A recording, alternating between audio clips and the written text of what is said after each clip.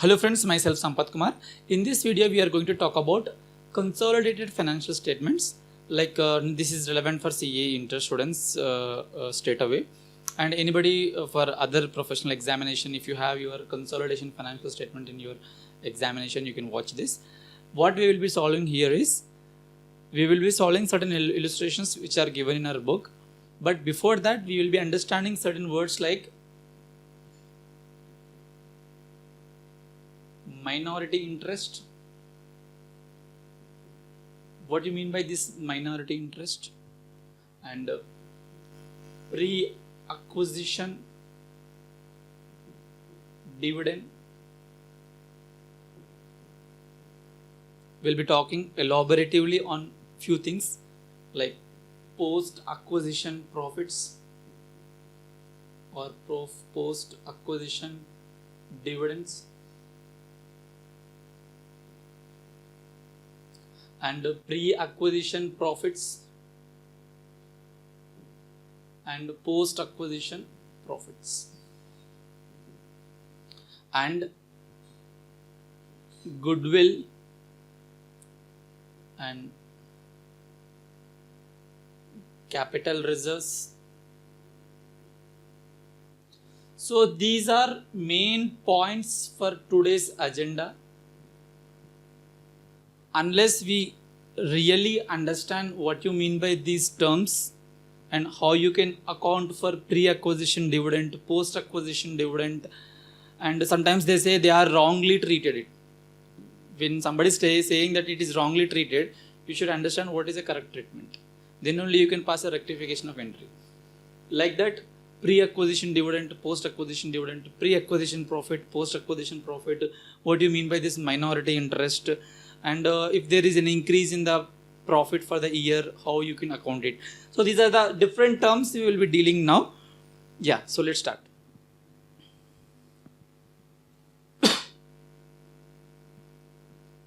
First thing first, what you mean by this consolidated financial statements? What do you mean by this consolidated financial statement? In simplest language, if I'm the holding company like X, if I'm the holding company X, I have certain shares. Take an example, 70% of shares in Y Limited. Then Y Limited will become my subsidiary company.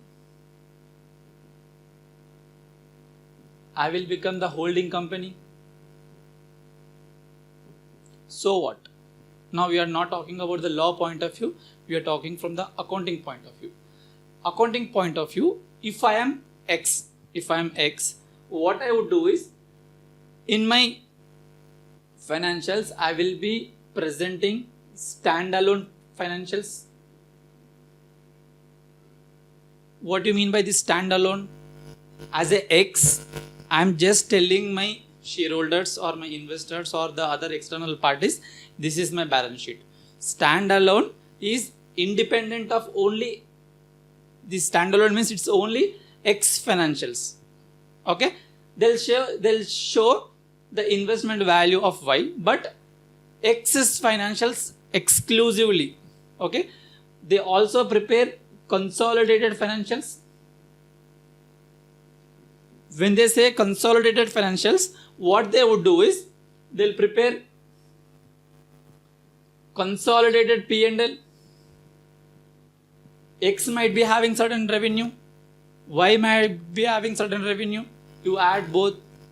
X might be having some purchases, Y might be having certain purchases. You add these two. Like that, on a line-on-line basis, line-to-line basis, they will combine the entries. They'll combine the transactions of Y as well as X, and they'll prepare consolidated P&L. Okay, and there will be certain adjustments and eliminations that we will talk in subsequent classes. But for time being, X will have its own financials, which we call it as standalone financials. When X is preparing financials not just of itself but also of Y, we call it as consolidated financials. So when you say consolidated financials, or rather any financials which will have a P&L, right? If it is a consolidated, you will have your own profit and also profit of Y. You have your own sales, the profit of the sales of Y. Like that, we will also prepare consolidated balance sheet. We'll also prepare consolidated cash flow statement. Y. X will have its own cash flows, Y will have its own cash flows. So you combine both and show it as a consolidated cash flow statements. Okay, and also the notes to accounts. You should never forget this. Notes to accounts are forming part of your financials.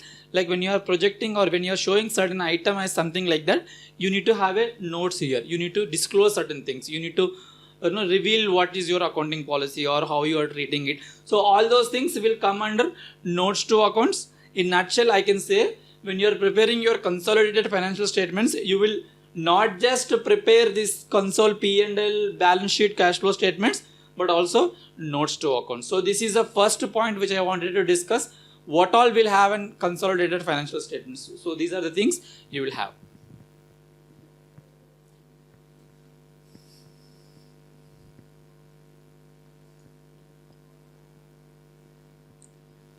Coming to the next point, I was telling this MI, which is minority interest.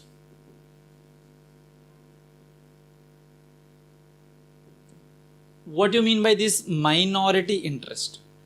In the just concluded example I gave, I am X, I am purchasing 70% equity of Y, 70% shares of Y.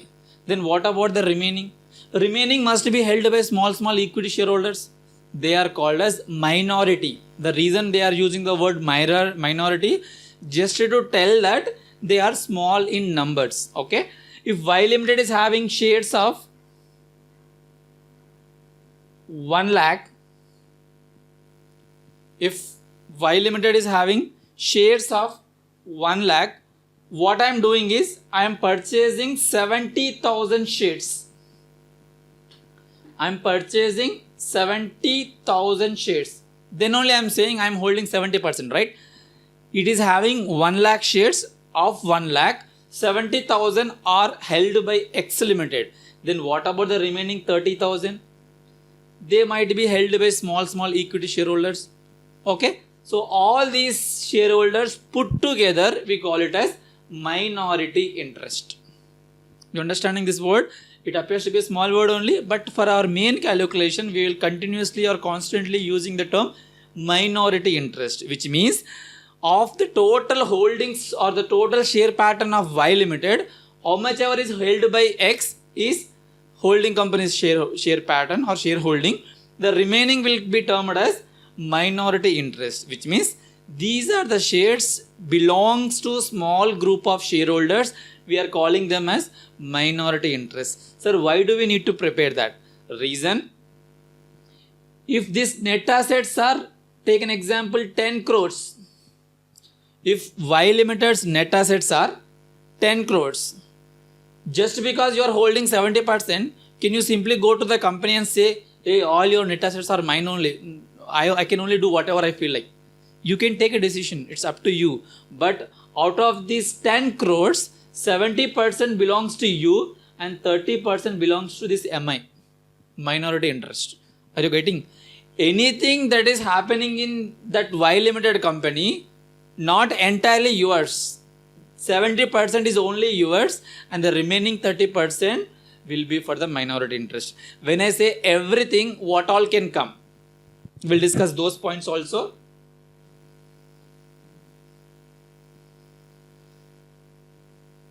See, understanding it from contextual perspective is different. Just solving 3 or 4 illustrations are different. Reason being, when you're writing CA exams or any professional exams, whoever is having these questions, you cannot expect these 3 or 4 illustrations only will be coming in your examination. There could be any illustration.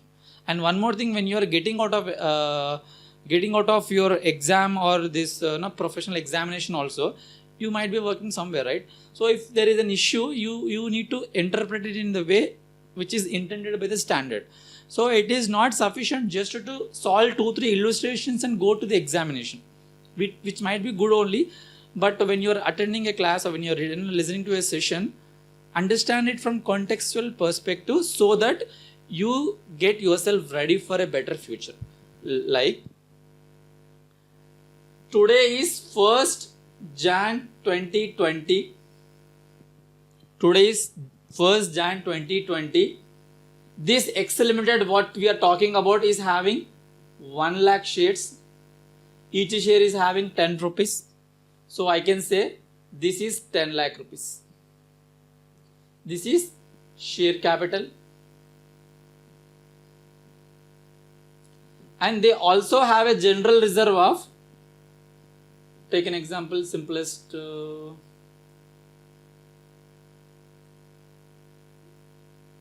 40 lakh. Total it is 50 lakh. You're getting? On a particular day, this company called Y is having 1 lakh shares at 10 rupees each as the face value. So it is coming to 10 lakh rupees. On the same day, they are having 40 lakh rupees as their general reserve. So which is coming up to as 50 lakh rupees. So now you are X. What you are doing is you are purchasing 70% stake in this company. 70% stake in this company. Then you can say you are owner for this share capital. How much? 1 lakh into or multiplied by 70% will give you 70,000 rupees plus general reserve 40 lakh multiplied by 70%, that will give you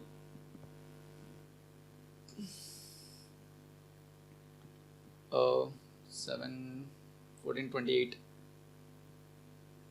Okay, this is 1,70,000. Why did I take this much money? I'll take 4 lakhs only. So this will become 5 lakhs. Yeah.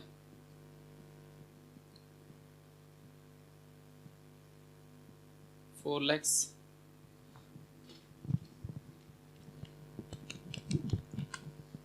$2.8. Just wondering the number.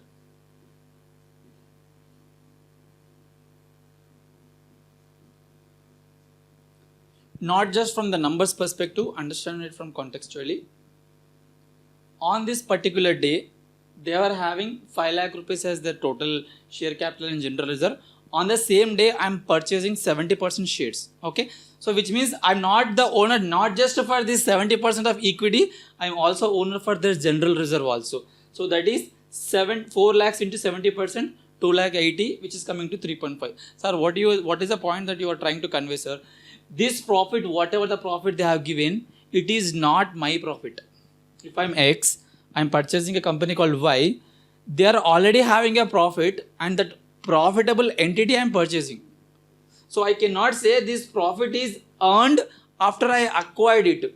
This profit of 2.8 lakhs was earned even before I became the owner of that company. Are you understanding? This X Limited, you imagine yourself as X Limited and there is a company called Y Limited. Look at their balance sheet. In their balance sheet, there is a 1 lakh share capital, 4 lakh rupees general reserve. They are showing it as 5 lakh rupees as their strength. Now you are purchasing this company. Can you say that I'm holding only 70,000 rupees as the share capital? Yes. Not just the 70,000 rupees, but also the profit that they are having on the date when you are purchasing these shares. On the date of acquisition, they are already having a profit of 4 lakh. You are owner for that also.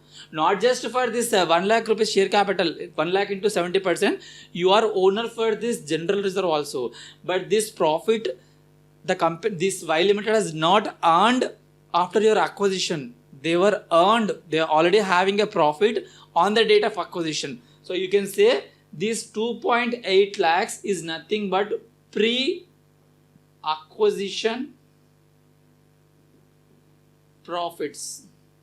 Sir, why you are taking so much time to explain this? Because in upcoming sessions or in upcoming illustrations, you will come across a point like pre-acquisition profit, how do you deal? Post-acquisition profit, how do you deal?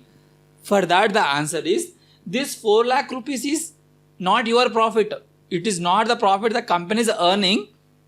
It is not the profit the company is earning after you acquired. Even before that only they acquired, they got the profit, right? So that is called pre-acquisition. I can simply say they are called capital profits. They are called capital profits. What you are trying to say? This capital profit will not go to your P&L.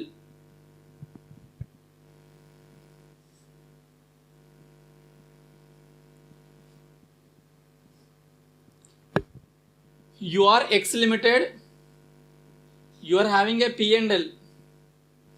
Now Y Limited is telling, I have a capital of 1 lakh. I have a general reserve of 4 lakh. It is coming to 5 lakhs total. And you are directly coming and acquiring this company, and the value is 3.5 lakh. So what that standard is saying is AS 21, and if it is a Indian version, India's version, Ind AS 110. This 4 lakh profit is not the profit that the Y Limited is earning after you acquired. On the date of acquisition only they are having profit, right? So this should be treated at par with your investment. So when you are making investment, it should be treated as your capital profit. The same profit will not go to your P&L. It will not go. It's a wrong treatment. Pre-acquisition profit is not your profit. Then you can say, sir, what is my profit? Your profit is, we continue the same example, get the logic out of it, not the numbers. Numbers are there in the book. I'm not here to tell you the numbers, but understand the logic. On the date of acquisition, they got a profit of 4 lakh rupees. Now it is 1st Jan 2021.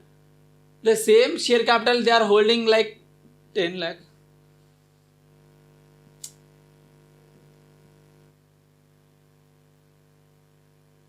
Yeah, now right. Don't worry. I just made the changes with the numbers, but understand from the context point of view. Okay? Yeah, that was a mistake. 10,000 shares into 10 rupees, 1 lakh. Yeah. So coming to this 1st Jan 2021, their general reserve or their P&L is becoming 5 lakh rupees. When you are purchasing the shares of Y Limited, they are having a profit of 4 lakh rupees. But at the end of the year, when you are about to consolidate your financials, this has become 5 lakh, which means the profit has gone up by an amount of 1 lakh rupees. Understanding? When you acquire the shares in Y Limited, they have a profit of 4 lakh. Out of this 4 lakhs, 2.8 lakhs will go to your investment only. But post acquisition, after you acquired the company got a profit of 1 lakh rupees, right? Out of this 1 lakh rupees, the amount will go to your P&L.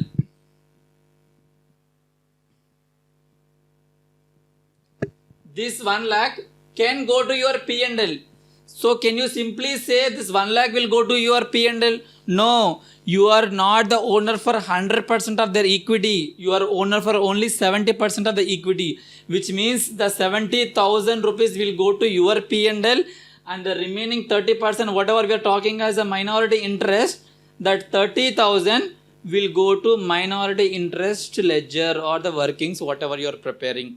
So at a time, I can say, on the date of acquisition, this 1 lakh, whatever I'm telling as a share capital, 70% will go to your investment, 30% will go to minority interest. Again, general reserve, there is a 4 lakh rupees. Out of this 4 lakh, 70% will go to your own investment, 30% will go to minority interest. Okay, both are capital in nature, so we will not take anything into P&L. But after the acquisition, whatever the company is earning profit, that is 1 lakh rupees. Of that 1 lakh, 70% will go to your P&L, and remaining 30% will go to minority interest. You can say for minority there is no question of pre-acquisition, post-acquisition. Only for the holding company there is a concept of pre-acquisition, post-acquisition. Okay, so this is what I wanted to explain you. This is a pre-acquisition profit, post-acquisition profit. We will see more in the upcoming illustrations also, but I wanted to make the concept clear before the illustration.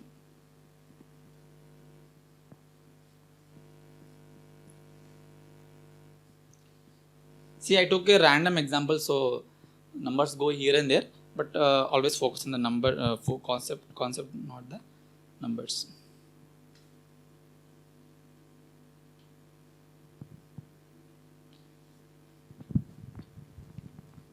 So there are few illustrations from ICA book I am solving. Again, I'll repeat the same point. Even though it appears to be a small question, even though it appears that this question will not come in the examination, try to get the logic out of it. Okay? H Limited acquires 70% of equity shares of S Limited. So this is a holding company. They are acquiring 70% of equity of S Limited on certain date, like 1st Jan 2017. On that date, paid up capital of S Limited was 10,000 equity into 10 rupees each. So on the date of acquisition, they are having the share capital of 10,000 into 10 rupees. So it becoming 1 lakh rupees. Accumulated reserve balance of 1 lakh rupees. Again, they have a reserve of 1 lakh rupees.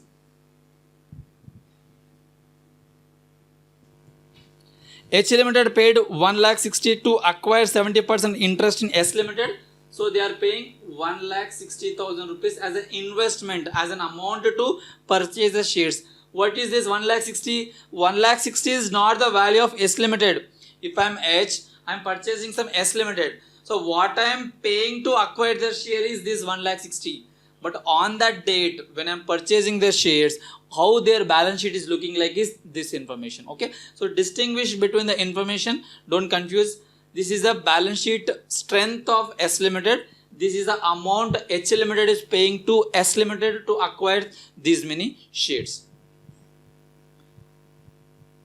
Assets of S Limited were revalued on 1st Jan 2017. So when they are purchasing, they want to revalue it. How they are revaluing? They are revaluing and there is a loss of 20,000.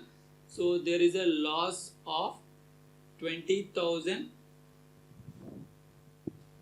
Book value of the shares of S Limited is calculated as, okay, so this is an answer. Okay, so this is the question. Try to get the logic out of the question, not the number of marks it is allocated for. Okay, so first thing, what is your investment value? In your balance sheet, when you are showing as an investment, what is the amount that you will show? Okay, always think, have that imaginary thing, like always think like when you are consolidating, you are the holding company. Okay, so I am the holding company, I am purchasing S Limited. Okay, so when I am purchasing, how many shares I am getting? Shares is doesn't mean that it is the number of shares, it is the amount of shares.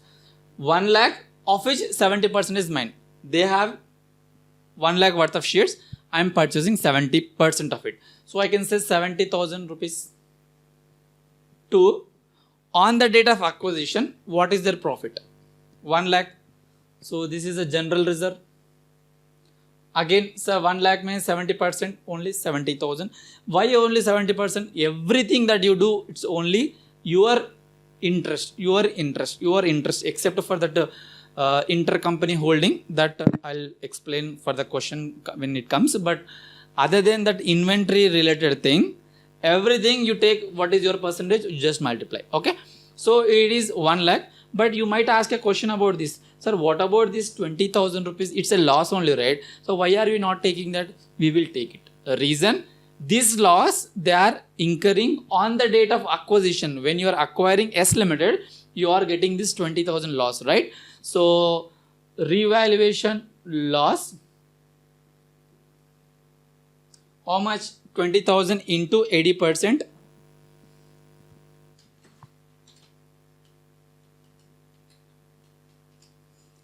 16,000. So this is an addition, like I am purchasing their shares, so it's my addition. they are having some profits, it's an addition, but it is a loss. Okay, so within bracket negative.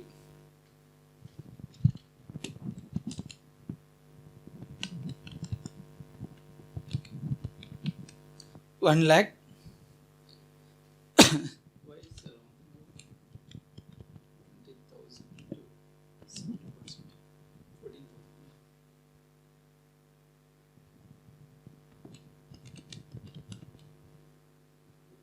So this is the value of investment. Sir, what do we got it, sir? It's like very straightforward. Yes, straightforward only.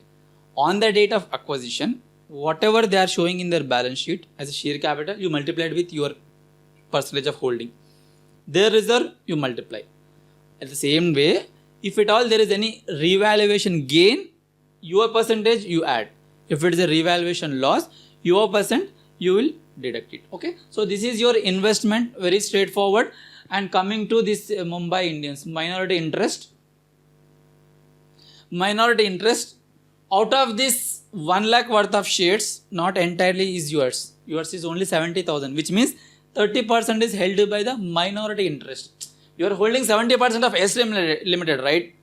Of this S Limited, you are holding 70%, which means the remaining all are held by one individual. It's not an individual, just like hypothetical.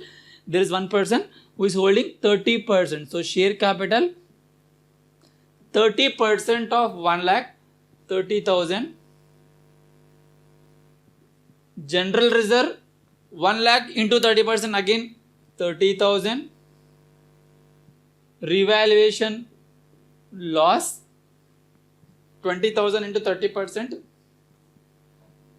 6,000, 24, 54. 54,000. Okay, so this is the minority interest. We will show in our balance sheet as a liability.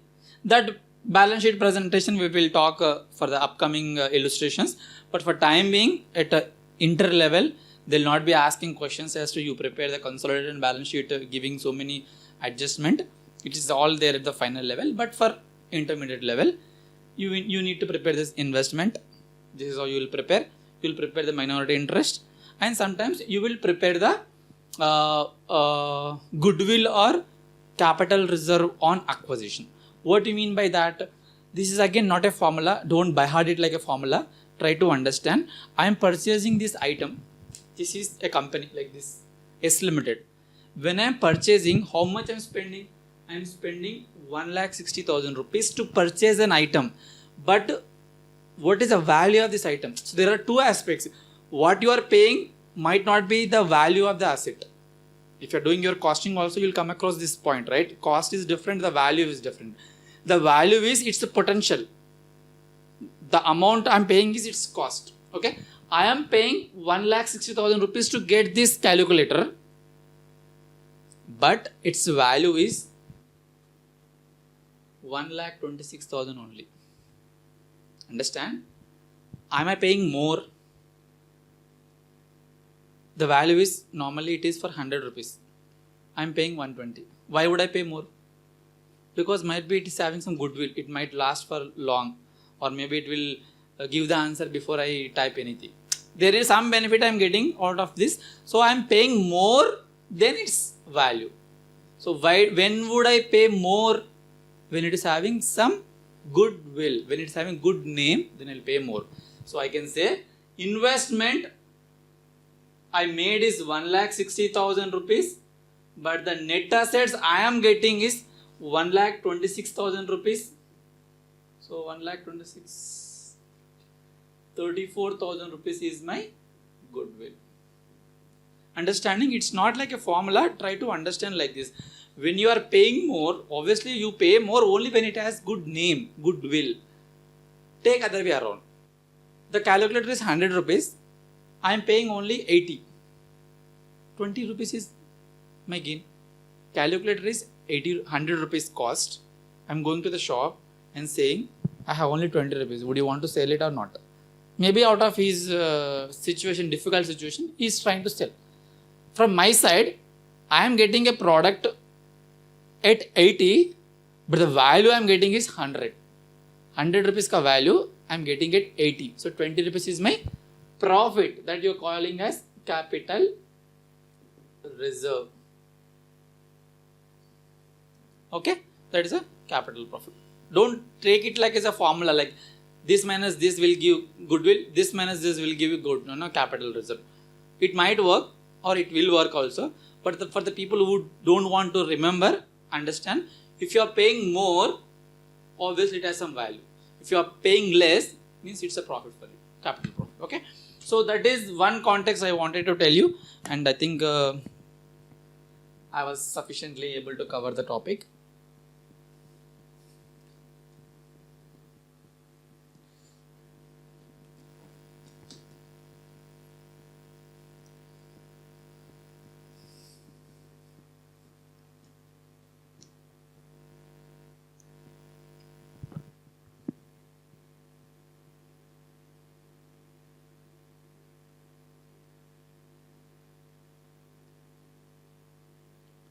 Treatment in case of post-acquisition dividend.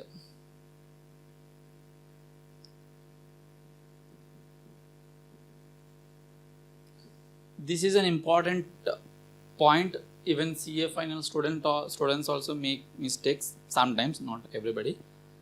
If you can crack this pre-acquisition dividend, post-acquisition dividend, most of your consolidation topics are like done. I mean, like you are confident. But we try to spend some time and understand it. Not that what is given in the book, like we have to by heart. Try to understand it. This is X limited. This is Y limited in the same example I am telling. Okay. So when Y limited is declaring dividend,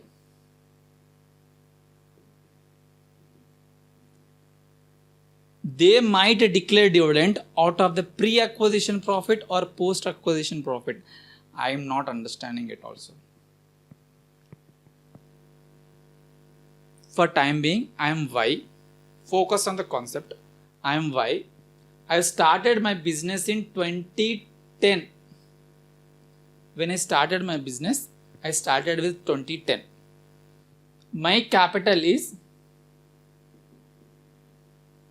1 lakh rupees. 10,000 shares into 10 rupees, 1 lakh rupees. Nobody came to me. It was me, myself. I worked hard, and today it is 2020. My P&L is nil. When I started my business, I started with 1 lakh rupees of capital and my P&L is nil. Now it is 2020. My capital is standing at same 1 lakh rupees, but I have a P&L of 9 lakh rupees. So it's becoming 10 lakh rupees. Okay. Now I am looking more attractive. There is a company called X, very big company. You are only X now. And now what you are saying, Sampath, your company is looking nice. I think it will go up in future also. What I would do is I want to purchase 70% of your capital. You are X. I am Y. This is my balance sheet. Understand the logic out of it. The institute is given something, but understand the logic. I am Y. This is my balance sheet. This is my balance sheet. I am looking attractive. Now you are coming and purchasing 70% of shares. Okay. How much you paid, you leave that aside, but understand the treatment. You bought 70% of shares. On this day only, 1st Jan 2020, first day of the year. This 9 lakh profit is like huge profit for me. So what I would do is, I will declare dividend. When I declare dividend, who will take out of this 9 lakh rupees, this 70% you will only eat. You are X, right? You are purchasing 70% of share capital of my company. The moment you are purchasing 70%, obviously you will have more voting power. You will do whatever you want. So what you are purchasing and what you are thinking is, after maybe 1 week or 10 days, or iske paas, like he has lot of profit, I will declare dividend. It is not my decision now, because you are having majority of stake. You are coming into my boardroom, my decision making. You are coming into my shoes and saying, for all these years he was keeping this money aside for like is accumulating the profit. Now it's a time that we will reap the benefits. So what you are doing is you are declaring 70% shares dividend to yourself. It is not 70%. He is declaring entire 9 lakh rupees as a dividend. Out of this entire 9 lakh, 70% will go to your pocket only. Okay.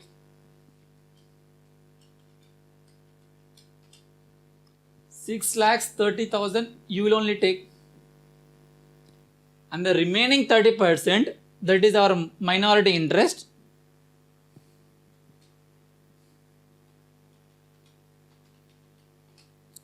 $2,70,000, it will go to that minority interest pocket, maybe myself.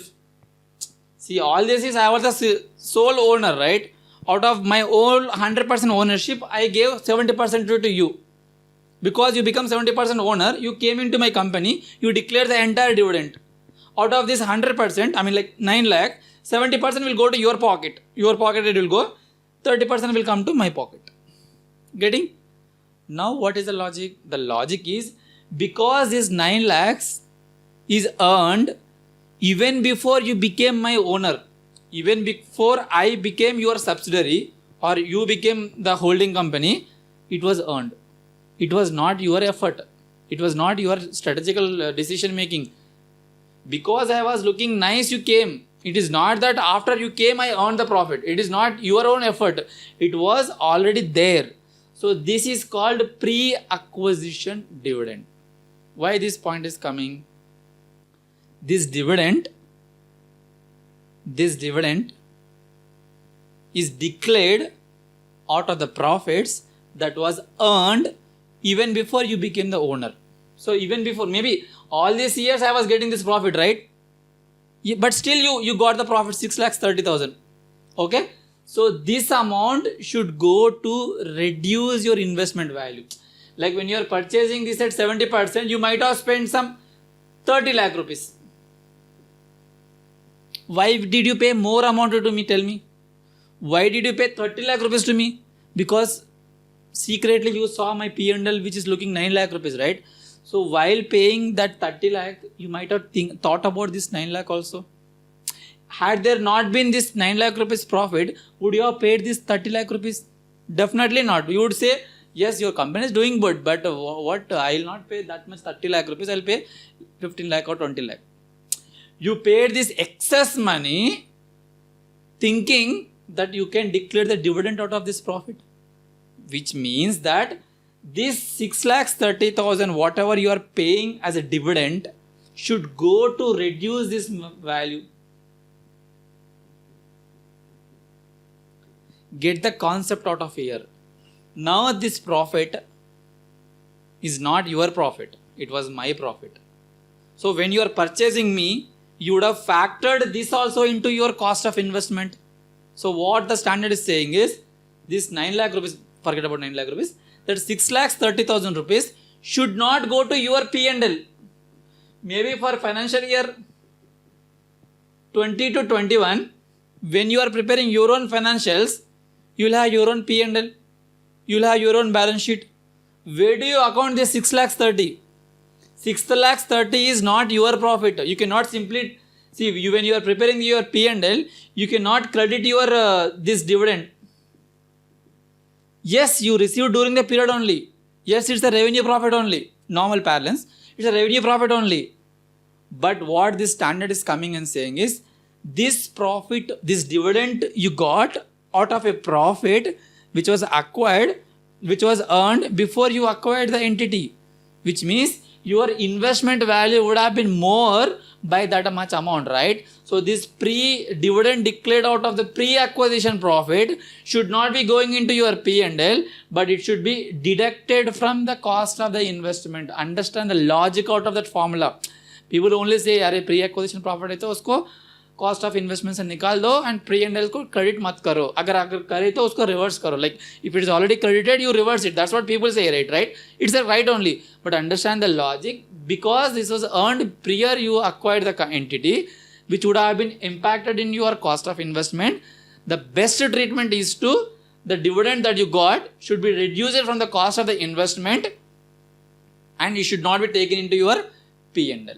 Okay, so that is the point. If you can catch any question, will be easy for you. Okay.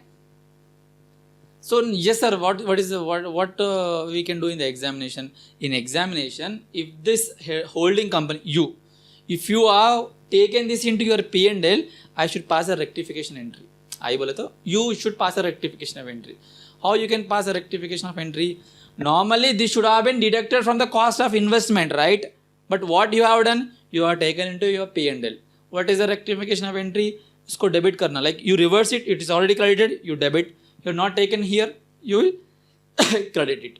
Okay, so you reduce it from the cost of the investment, you will debit your P&L. That is a rectification of entry you will pass. Okay, so entries mostly they will not ask, but you understand the treatment.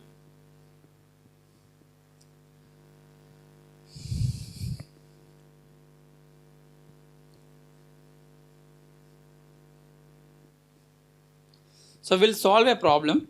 So this is a pre-acquisition, right? Yeah, I'll explain the post-acquisition profit also.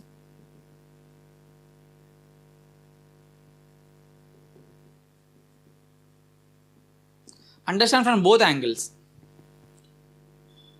2010 I started my business. 2020 you bought me 70% interest you bought. You don't forget the last example. Now it is 2021. तो इसके बीच में भी कुछ ना कुछ profit हो रहा था. There could have been some profit, maybe 1 lakh rupees. Here P&L was 0. Here the P&L was 9 lakh rupees, I guess. Okay, 9 lakh rupees. So whatever is earned between this, you are calling as pre-acquisition dividend profit, capital profit. But this profit is not capital. You bought my company on 1st Jan 2020. Fine. उसके बाद में after that only I earned a profit of 1 lakh rupees. So you have every right to take this 1 lakh rupees into your P&L. Means out of this 1 lakh, 70% will go to H Limited का P&L में. It will go and sit in the credit side because it's your income. I'll repeat. Post-acquisition profit is a revenue profit. You are eligible to take it into your P&L, but not 100%. Your stake is only 70%. So you take only 70% stake into your P&L. Remaining 30%, where will it go? It will go to my pocket. It's my company, right? So this is minority interest. Though the company started by me, I have become the minority interest because I sold 70% stake. Okay. So these are the pre-acquisition profit and post-acquisition profit and calculation of capital reserve and goodwill. I hope the concepts are clear. In upcoming videos, we'll be solving more illustrations from ICA material. And if you feel this video is helpful or the upcoming videos will be helpful for you, please let me know through the comment section and please share it with your friends. That will be really motivate me to make more videos of this kind. Thanks. Thank you for watching. Have a nice day.